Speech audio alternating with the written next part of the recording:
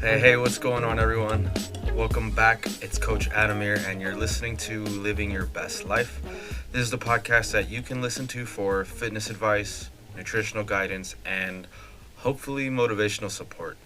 Um, I'm actually really excited to share with you today's episode because it's become a very popular talking point. There's probably a lot of confusion around it, so I wanted to share my thoughts on it as well.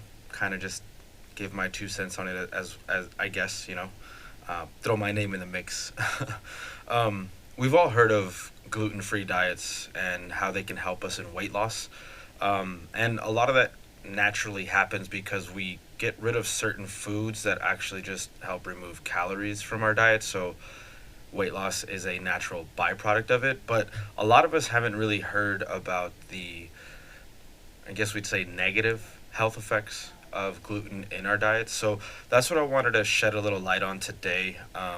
What gluten is, what foods it's found in, how we can avoid it, and how it does affect our health. All right, so let's get to it. All right, so I bet we're all wondering, what exactly is gluten? You've heard of it, you've seen it, you know what it is in food, I guess, but we don't know exactly what it is. So gluten is a family of proteins that are found in wheat, barley, rye, and spelt. Spelt. Spelt is actually a species of wheat that has been cultivated since 5000 BC, so it's probably one of the oldest known sources of gluten and wheat. It was used to basically feed civilization at that point. It comes from the Latin word for glue. Wow, glue. So probably not what we should be putting into our bodies, right? That's actually what gives flour that sticky consistency when you mix it with water. So as soon as you mix water and gluten, you get that doughy mixture that gives basically bread that texture, right? It helps bread rise. It gives it that chewy texture.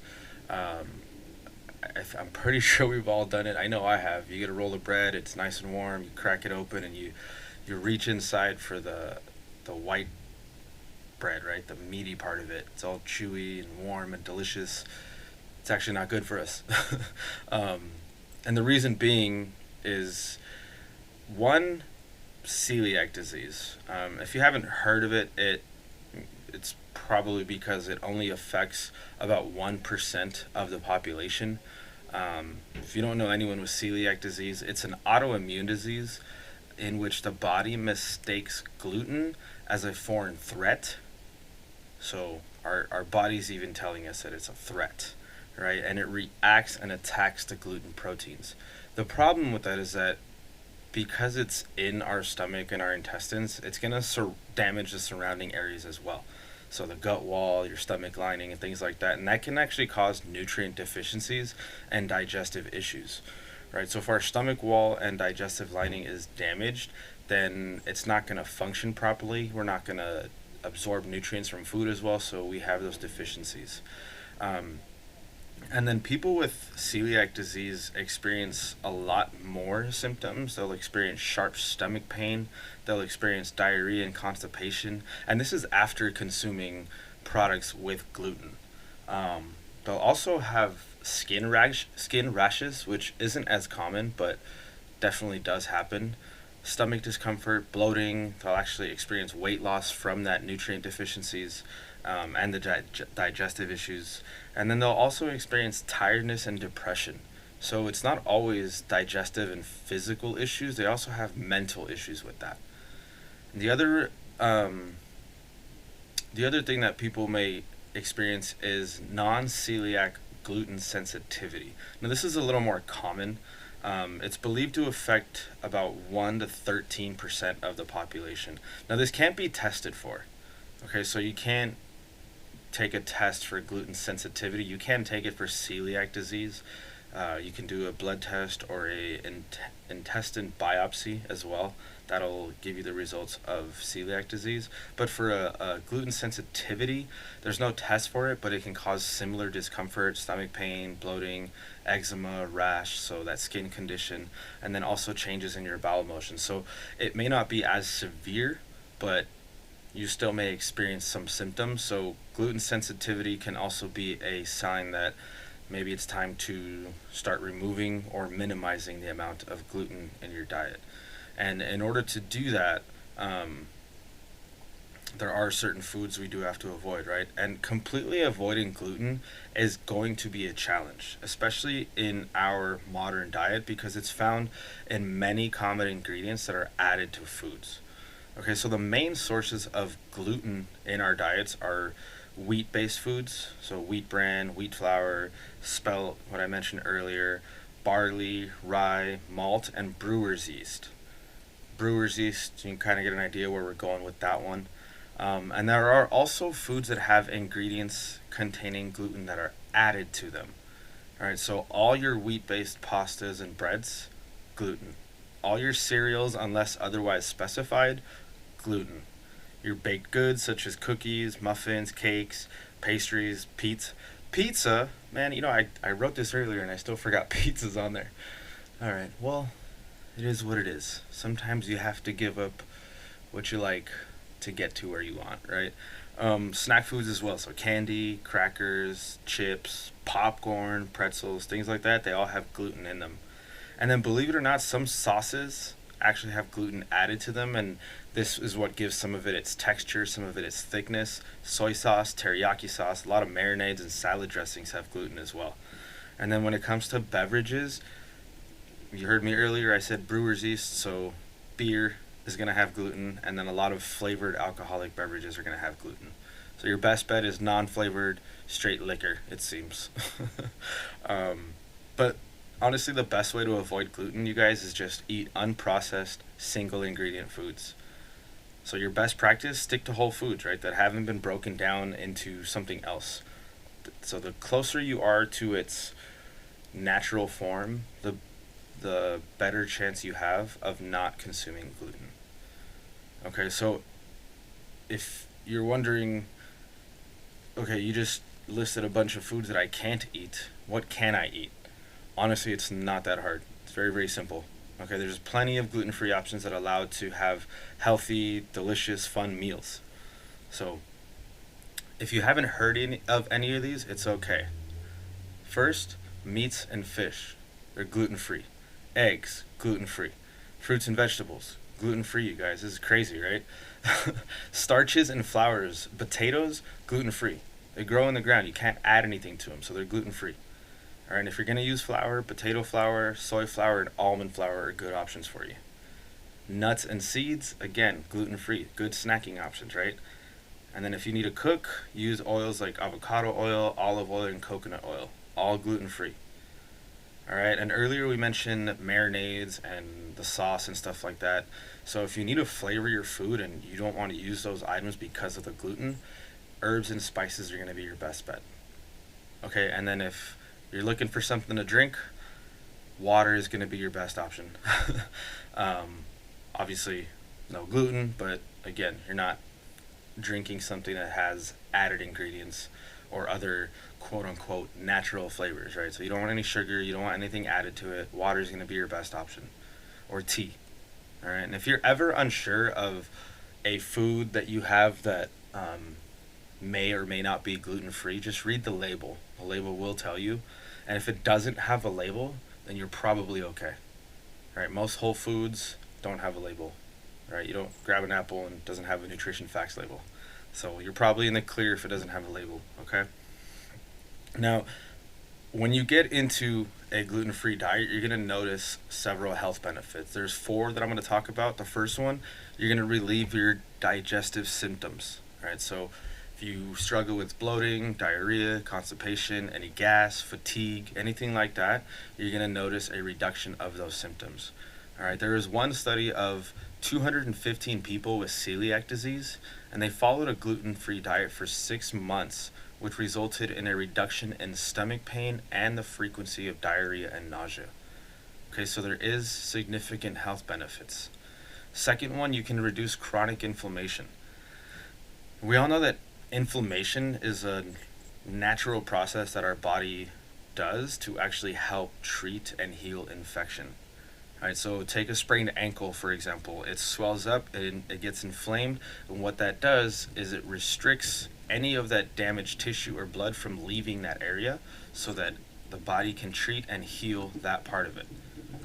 All right, and then sometimes that can last weeks, sometimes months, sometimes it lasts years. And when we get to those points where we know that the inflammation should have gone down already, that's known as chronic inflammation. And that can lead to many, many different health problems. And a lot of the times, the problem with chronic inflammation is that it's obviously not a sprained ankle that stays inflamed for that long. Chronic inflammation tends to happen inside, and we don't see it. So we need to address it by reducing the amount of gluten in our diets. All right? There are several studies that have shown that a gluten-free diet will reduce the markers of inflammation and also help reverse that gut damage that was caused by that inflammation. Okay? Third one, you're going to boost your energy levels. There was studies of 1,031 people that had celiac disease. 66% of them complained of fatigue. After following a gluten-free diet, only 22% still experienced that. So more than half reduced fatigue throughout their life by reducing gluten. A lot of it happens because they feel tired, they feel sluggish, they can experience brain fog, and that comes from nutrient deficiencies, right? Because of damage to the gut. So when they're not absorbing the nutrients, a lot of the fatigue and the lack of energy can come from not absorbing the food that they've eaten properly. All right, and then the last one, it's gonna help you lose weight. Okay, I mentioned it earlier, right? When you follow a gluten-free diet, you're most likely gonna eliminate a lot of junk food. So you'll naturally eliminate excess calories. So you'll naturally eliminate some of that weight. Okay, it's still important though to avoid processed foods that are labeled as gluten-free, because then you're still going to be adding those calories. So again, your best bet, stick to whole foods, fruits, vegetables, lean proteins. If it grows on the ground, if it flies in the air, if it swims in the sea, it's safe to eat. All right, that's simple rule of thumb there. I like to follow it. If you want to follow it, go for it. If you want to tweak it a little bit, go ahead. Just don't eat anything out of a factory. That's basically the bottom line on this, right? And then there are going to be a couple of, I guess we'd say, negative effects. I'd say adverse effects because there are ways of combating these effects, all right? The first one is there is a risk of a nutritional deficiency, such as fiber, iron, calcium, B12, folate, vitamins A, D, E, and K. The reason for this, though, is not because gluten-free foods don't have these vitamins and minerals. The biggest reason for that is that people seem to choose more processed foods over nutritious foods. So when they're on a gluten-free diet, they'll just go for what's labeled as gluten-free versus just going to get fruits and vegetables that don't necessarily have a label but are gluten-free. Okay, like vitamin A is an example you can get from leafy greens, tomatoes, red bell peppers, mango, fish oils, milk, eggs. And then vitamin D, just get it from the sun. You really don't need to eat food. You stand outside for 20, 30 minutes, absorb some sun, you got your vitamin D. All right, don't stand out there for 3 hours with no shirt on and fall asleep. Of course, you'll get burned. But 20 to 30 minutes of reasonable amount of sunlight, you'll be fine. All right. Second one you'll probably experience is constipation. And the reason for that is because when you get into a gluten-free diet, you're eliminating a lot of the popular sources of fiber that your body's used to having, like bread, bran, right, like your oats and things like that, other wheat-based products. So once we remove it, it becomes a little difficult for our bodies to do its necessary process. All right, so if you are starting a gluten-free diet and you do experience some constipation, then eat whole fiber-rich foods: broccoli, beans, Brussels sprouts, berries, avocados. Those will help relieve some of that constipation and keep you regular. The third one is cost. Okay, I know a lot of times it can be difficult on a tight budget to make big changes to a diet. And especially when it comes to gluten, that's because manufacturers have to spend more money on making the product and also on testing to make sure that it's not contaminated with anything. All right, that goes to show you that you probably shouldn't be eating foods from a factory because it just takes way too long. It's gotten far from its original source, and all the nutrients are gone, and they have to test it more. Like that just seems like an unnecessary process for you. All right, so again, stick with whole foods. They're more nutritious. They cost less. They're just way better for you. Okay. And when we switch into these diets, gluten free, paleo, vegan, keto, whatever it may be, it changes a lot of our social dynamic as well, right? It becomes difficult for us to go out to restaurants.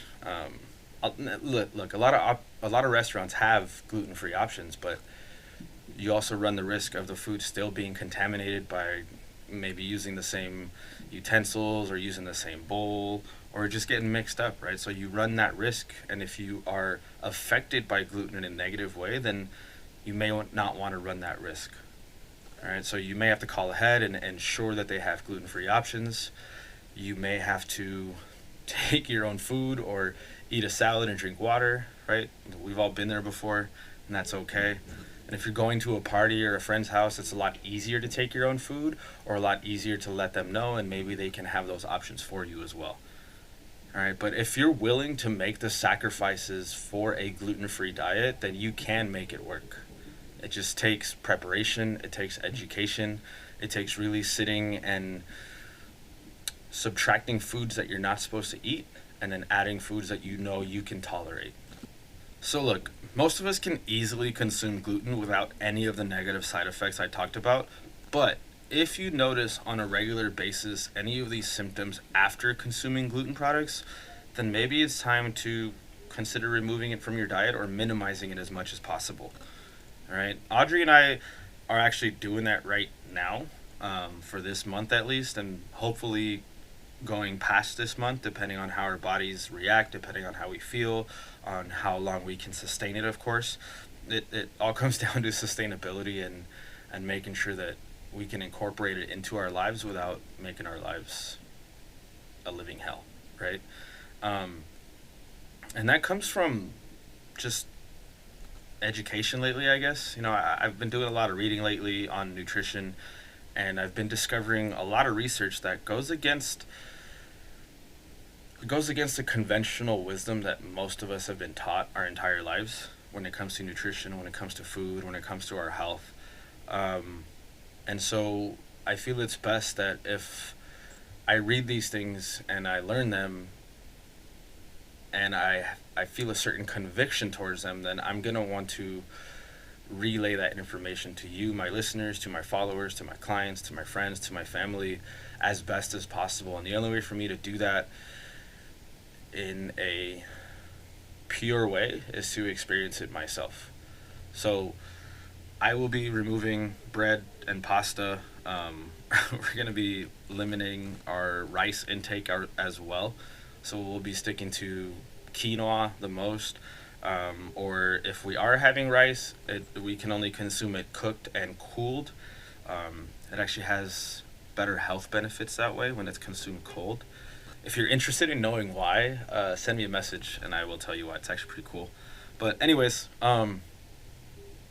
if you're interested in changing your diet or making changes, please always do your research, and always do what's best for you, right? Don't do what you think you need to do. Do what works for you, and a lot of times it'll be trial and error in order for you to find out what actually works. Okay? I hope today was informative. I hope it helps guide you on your nutritional journey and helps you make an informed decision. So yeah, thanks for listening. I truly do appreciate it, and I will talk to you next time. But just remember, have a great week, love yourself, and go be the best version of yourself. Bye.